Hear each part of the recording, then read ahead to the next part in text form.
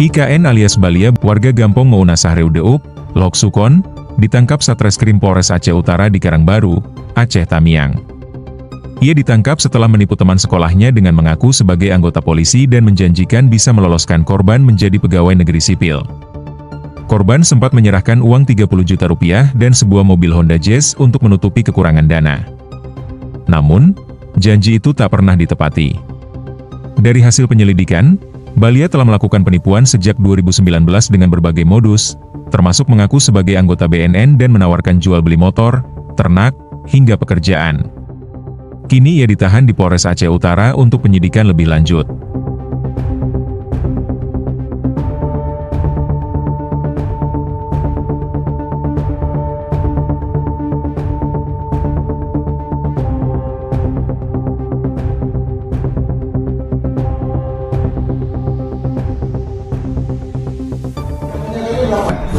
Jadi saat ini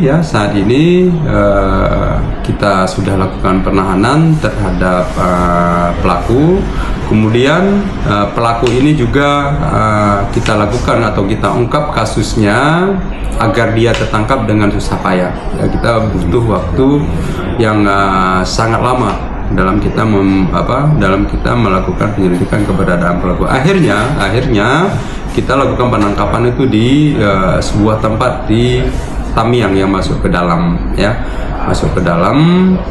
pada saat kita lakukan penggeledahan, ya, kita dapatkan ada senjata airsoft gun bersama borgol.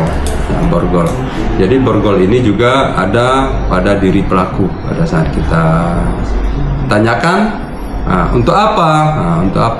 Ini salah satu faktor atau indikator pendukung di dalam dia melakukan kelancaran perbuatannya. Jadi yang bersangkutan ini, ya, di samping dia membawa ini juga dia mengaku anggota polisi. Jadi lebih kecenderungan domainnya itu intel, ya.